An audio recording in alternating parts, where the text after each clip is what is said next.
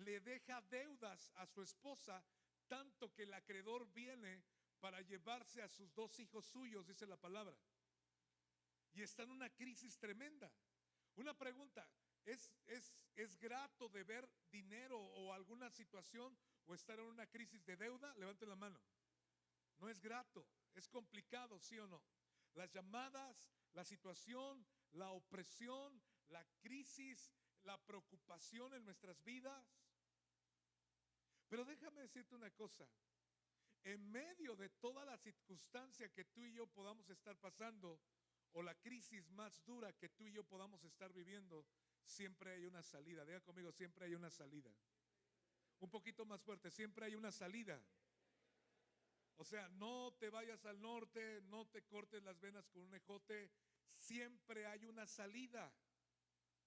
Lo maravilloso, lo que siempre me llama la atención es que Dios siempre busca la manera de buscar, de proteger, en este caso, a los más vulnerables o a los más débiles. Específicamente me viene a la mente que la palabra sí enseña de viudas, de personas que en dificultad. ¿Te recuerdas la viuda de Naín?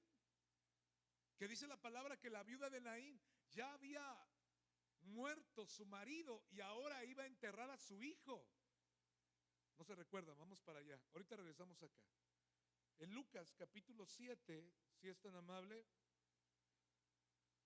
dice la palabra, Lucas 7 del 12 y el 13, cuando llegó cerca de la puerta de la ciudad, he aquí llevaban a enterrar a un difunto, hijo único de una madre, el cual era viuda. O sea, estaba en doble luto esta mujer. Había muerto su marido y ahora muere su hijo. Qué duro, qué dolor. Pero sin embargo, dice la palabra, la cual era viuda y y había con ella mucha gente de la ciudad. Y cuando el Señor la vio, diga conmigo, cuando el Señor la vio. Ese es uno de los temas. A veces pensamos que la circunstancia o la crisis que estamos pasando, Dios no tiene recuerdo de ti. Pero quiero decirte algo, cuando tú estás en una crisis, Dios sabe tu crisis, Él conoce tu crisis y no te dejará en la circunstancia que estás pasando, porque Él te ama, porque tú y yo somos a imagen y semejanza del Señor y Él tiene cuidado de nosotros. Dice la palabra que la vio, diga conmigo, la vio. Estamos hablando de dos multitudes. La multitud que venía con la viuda de Naín, con tristeza, con lamento, con dolor, y Jesús, otra multitud llena de fe, de esperanza, creyendo que cualquier cosa podía pasar. Y dice la palabra que Jesús la vio. Uno de los engaños más tremendos cuando estamos en crisis es pensar que estamos solos y que nadie tiene cuidado de nosotros. Se nos activa el rechazo brutal en nuestra mente y en nuestro corazón. Pero déjame decirte una cosa, tenemos a un Padre que nos ama y que nos cuida en medio de cualquier crisis que estemos pasando. ¿Está bien? Entonces, dice la palabra que cuando la vio, ahí en Lucas 7:13, y cuando el Señor la vio, se compadeció de ella y le dijo, no llores. Regresamos a Segunda de Reyes. Entonces la palabra nos marca que esta mujer está en una crisis. Ahora viene el acreedor para llevarse a dos hijos suyos. Versículo 2. Y este versículo es interesante. Y Eliseo le dijo, ¿qué te haré yo? Parece como un poquito grosero en la 60, ¿verdad? O sea, ¿yo qué tengo que ver? O sea, ¿qué onda contigo? Pero vamos a la NTV para entenderle un poquito, por favor. La NTV. Y lo leemos desde el principio. Una mujer de las mujeres de los hijos de los profetas, todos juntos. Una mujer de los hijos de los profetas, todos juntos están en pantalla. Perdón, no cargó, espérenme, soy el culpable yo. NTV, ¿dónde estás? Acá está, ahí está. 1, 2, 3. Cierto día, la viuda de un miembro del grupo de los profetas fue a ver a Eliseo y clamó, mi esposo, quien te servía, ha muerto y tú sabes cuánto él temía al Señor. pero ahora ha venido un acreedor y me amenaza con llevarse a mis hijos, a mis dos hijos, como, ¿qué? Esclavos. Ella estaba en una crisis tremenda, al grado de que sus hijos quieren ser llevados como esclavos. Versículo 2. ¿Cómo puedo ayudarte? En la 60 dice, ¿qué te haré yo? Yo cuando lo leí hace años, se había así como, oye, Eliseo, ten un poquito más de tacto, ¿no? Habla un poquito mejor. Pero en la NTV vemos que dice, ¿cómo puedo ayudarte? Y dice la palabra que Eliseo le hace preguntas. ¿Cómo puedo ayudarte? Preguntó Eliseo, dime qué tienes en casa. Y vamos a ver acá mínimo de 3 a 4 cosas que tú y yo tenemos que aprender a hacer cuando estamos en una crisis. Lo primero que es de admirar de esta mujer en medio de una crisis es que expuso su crisis al profeta. Y es muy importante de que tú y yo podamos hablar en medio de las circunstancias que estamos pasando o viviendo en medio de la situación, porque de repente las crisis nos nublan la visión de lo que tenemos que hacer. Hace como 2 años más o menos platicamos con nuestro pastor algunas situaciones que estábamos pasando con mi esposa y yo. Y sabes algo, como que de repente él dijo, necesitan creer al Señor, necesitan ensanchar un poquito más su fe. Y fue maravilloso porque estábamos por allá por San Pablo, cerca de la montaña, y yo recuerdo de que se generó el asunto de exponerlo a nuestro pastor. Se generó un ambiente de fe maravilloso.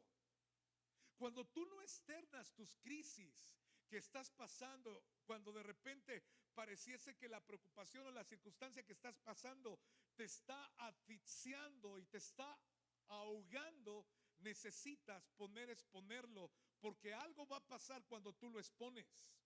Algo se activó en el caso de que esta mujer fue a ver al profeta y le dijo, necesito ayuda en medio de lo que estoy pasando o viviendo. Cuando nos quedamos callados, diga conmigo, cuando me quedo callado, me pierdo de 2 bendiciones: la oración de mis hermanos y el consejo de mis hermanos.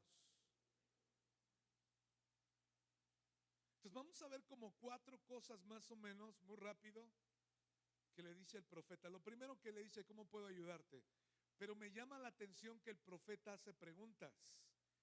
Y le dice, preguntó Eliseo, dime qué tienes en casa.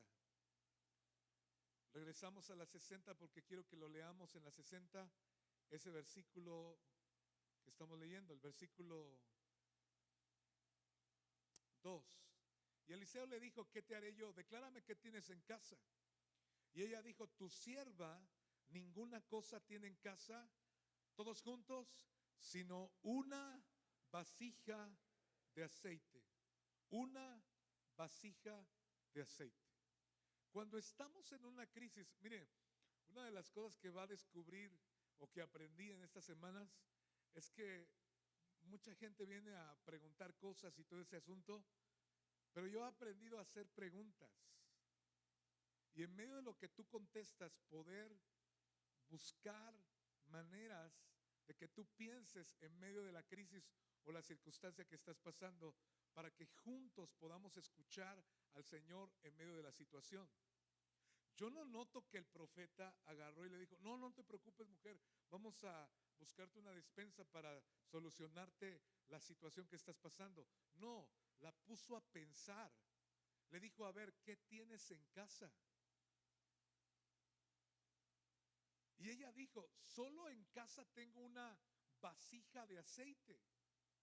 Y cuando estamos en medio de una crisis, amados, tenemos que hacer preguntas. En mi caso, nosotros como pastores aprendemos a hacer preguntas, hemos aprendido a hacer preguntas, pero es importante que tú y yo también nos pongamos a pensar en medio de la circunstancia que estamos pasando. El primer punto que te quiero comentar cuando tú estás en medio de una crisis es nunca diga conmigo, nunca menosprecies al Espíritu Santo. En medio de la temporada más difícil y más complicada, yo quiero desafiarte que no menosprecies al Espíritu Santo. El Espíritu Santo es Dios. El Espíritu Santo te conoce. El Espíritu Santo sabe quién eres en medio de la circunstancia que tú y yo podamos estar pasando. El Espíritu Santo es una realidad. El Espíritu Santo está cerca de nosotros. Jesús dijo: les conviene que yo me vaya, porque les voy a enviar el Consolador, les voy a enviar a alguien que se parece mucho a mí, otro Consolador, dice la palabra. Y en el original tiene que ver alguien que va a estar a tu lado. Tú no estás solo ni sola, Dios está de tu lado. Pero muchas veces en medio de la crisis sentimos tanta soledad, sentimos tanta tristeza, sentimos falta de comprensión en medio de lo que estamos pasando. Pero escúchame, tú no puedes menospreciar el Espíritu Santo que está a tu lado y que está a tu favor en medio de lo que estás viviendo. Y es importantísimo que tú y yo podamos desarrollar en medio de las crisis una relación con el Espíritu Santo. ¿Están aquí? ¿Sí conocen al Espíritu Santo, amados? El Espíritu Santo es Dios. El Espíritu Santo es una persona. El Espíritu Santo es una realidad para ti, para mí. Y tú y yo necesitamos conocerle. No podemos menospreciarle. Es lo primero que dice la palabra. Versículo 3. Y le dijo: ve y pide para ti vasijas prestadas de todos tus vecinos, vasijas vacías, no pocas. Dios estaba a punto de hacer un milagro con esta mujer, pero número uno, tenía que aprender a desarrollar una comunión con el Espíritu Santo. ¿Qué crisis es la que estás pasando ahorita? ¿Económica? ¿De salud? ¿Matrimonial? ¿Con tus hijos? Qué importante es que tú y yo podamos agarrar y decir: en medio de esto que estoy pasando, yo voy a desarrollar una comunión con el Espíritu Santo. En las crisis más duras que yo he pasado con mi esposa, nos ha acercado más al Señor. Porque déjame decirte una cosa: en medio de la crisis, o hay dos cosas: o nos amargamos con todos, o le buscamos con todo nuestro corazón. ¿Qué es más fácil? No, pues amargarse con todos. Pero déjame decirte una cosa: si tú y yo desarrollamos una comunión en medio de la situación que estamos viviendo, Dios te va a dar la pauta y la salida en medio de la circunstancia que estás pasando. Número uno. Número dos, dice la palabra que le dijo la segunda instrucción: consigue para ti vasijas prestadas, vacías, no pocas. Porque Dios estaba a punto de hacer un milagro. Si tú y yo, ayúdame Hugo, por favor. Si tú y yo no aprendemos a vaciarnos, pásame esa jicarita, Donato, por favor. Si tú y yo, para no hacer aquí un chilaquil, si tú y yo no aprendemos a vaciarnos de toda la preocupación que estamos pasando, esta botella estaba llena, pero la única manera de que esta botella se vuelva a llenar es que yo me vacíe de cosas. Cuidado, cuidado. Que yo me vacíe de cosas. En medio de la crisis, de que estás lleno de preocupación, en medio de la crisis de que estás lleno, no puedes dormir. En medio de la crisis tienes pleitos matrimoniales, deudas. ¿De qué es lo que tú y yo nos tenemos que vaciar para que tú y yo podamos ser otra vez vasijas listas para que Dios pueda hacer un milagro? Se puso negra, quién sabe por qué. Tenía jabón, ¿verdad?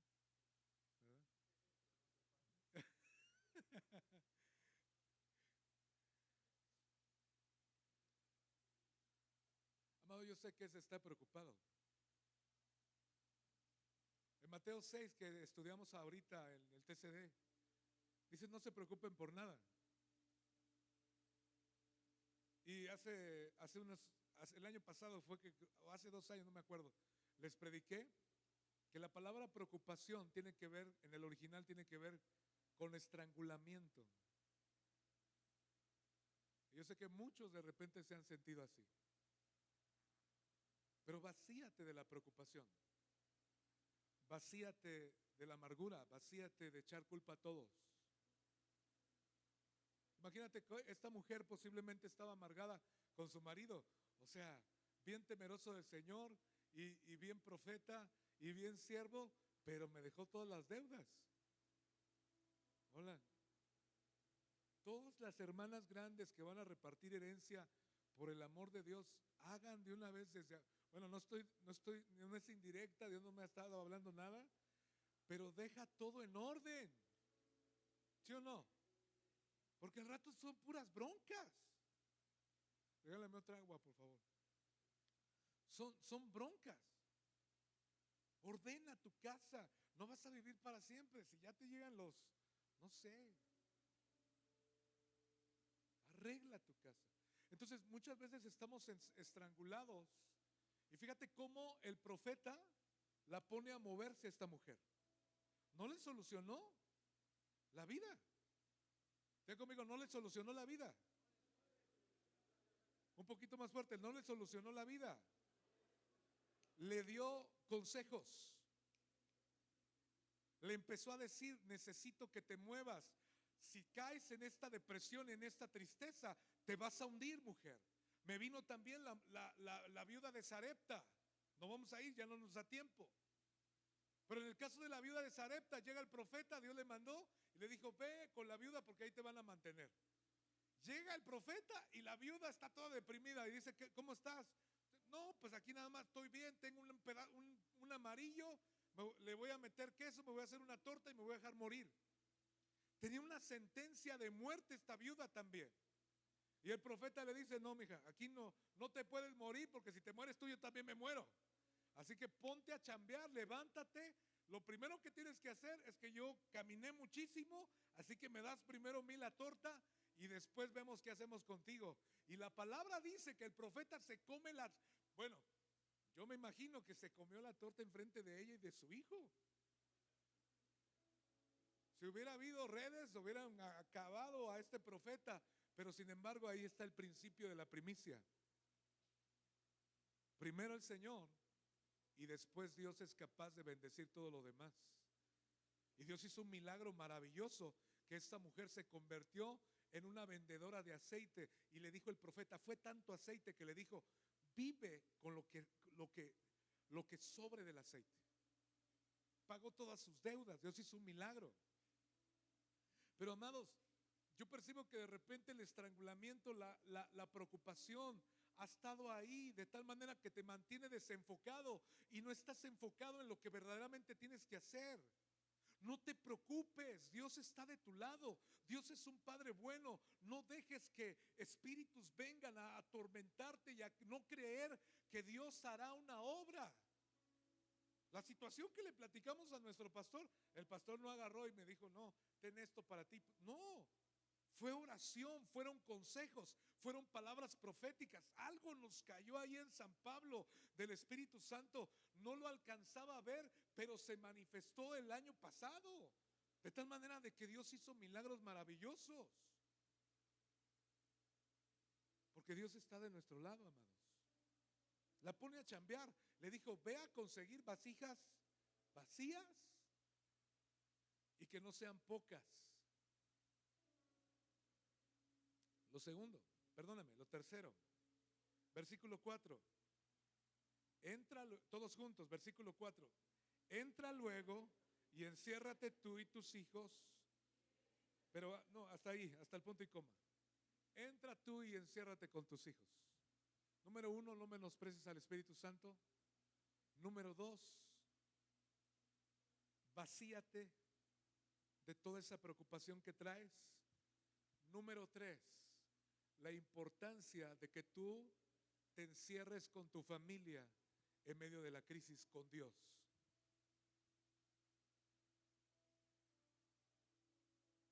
Cuando tú estás en una crisis, es necesario tener tiempos de comunión serios.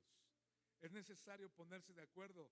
Hay que bajar un poquito la guardia porque de repente hay tanta crisis que para ponerse de acuerdo es un bien complicado. Nos dieron testimonio de repente que cuando se trataba de los altares familiares, para ponerse de acuerdo se peleaban y ya no había altar familiar. En otra iglesia, en otro Conquistando Fronteras. Pero cuando estás en Cristo, ponte de acuerdo con tu esposa, con tus hijos, enciérrate con ellos.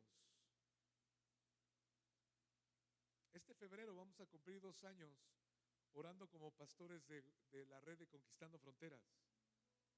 ¿Sabes una cosa? Yo creo que han nacido cosas del Espíritu Santo, han pasado cosas. Porque cuando alguien se encierra con Dios, déjame decirte una cosa, tarde que temprano sí va a haber una respuesta de parte del cielo, de una manera maravillosa. Cuando tú y yo nos reunimos a las 5 de la mañana, hombres, cuando estás en crisis también vale la pena de que hagas caso para conectarte 5:30 de la mañana. Ay, no sé qué hacer, estoy tan solo. 5:30, habemos mínimo 5 hombres, 8 hombres ahí en la mañana para orar. Por ti o contigo.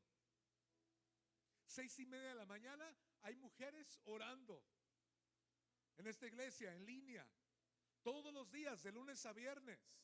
De tal manera de que podríamos ayudarte en medio de la circunstancia que estás pasando. No podemos menospreciar la oración. Tenemos que quitar todo menosprecio, amados. De repente me guardo la compostura, pero escucha, tenemos que buscar al Señor y de estar con hambre. Los martes es una hora de oración. Y de repente estamos los martes ahí, unos con la cámara apagada porque posiblemente vienen del trabajo, pero los demás, si tú ya estás en casa, esa hora de oración es clave para ti. Es importante para ti y para mí. No la menosprecies. Abre tu cámara, ten expectativa de decir: Señor, yo sé que tú nos estás escuchando. Los martes el pastor Alejandro nos ha dicho, nosotros oramos de 8:30 de la mañana a 9:30. Nos ha dicho, esta reunión es clave, esta reunión es importante, esta reunión no la suelten. Animen a la iglesia de que le pongamos atención al asunto de la oración. Es importante que no caigamos en menosprecio. Ay, la oración, estamos orando tú y yo, o toda la iglesia, y tú de repente, no sé, en otros rollos. Pon una pausa. Haz una pausa para estar ahí, agéndalo, ponlo como prioridad para ti, porque es clave. Número 1, no menosprecies al Espíritu Santo. Número 2, vacíate. Número 3, enciérrate con el Espíritu Santo. Ponte de pie. Enciérrate con el Espíritu Santo. Y dice el versículo 4: entra luego y enciérrate tú y tus hijos, y echa en todas las vasijas, y cuando una esté llena, ponla aparte. Versículo 5: esa fue una mujer obediente. Y se fue la mujer y cerró la puerta. ¿Qué dice que hizo? Cerró la puerta, y encerrándose ella y sus hijos, y ellos le traían la vasija. ¿Y qué más? Y ella echaba del aceite. Versículo 6: cuando las vasijas estuvieron llenas, dijo a un hijo suyo: traedme aún otra vasija. Y él le dijo: no hay más vasijas. Entonces, ¿qué dice la palabra? Cesó el aceite. Versículo 7: vino ella luego y lo contó al varón de Dios, el cual dijo: ve y vende el aceite y paga a tus acreedores, y tú y tus hijos vivid de lo que quede.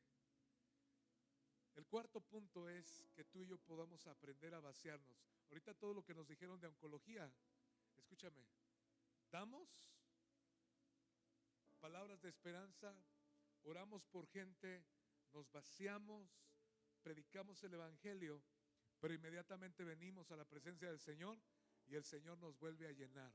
De tal manera que esa es la clave, que no va a cesar el aceite.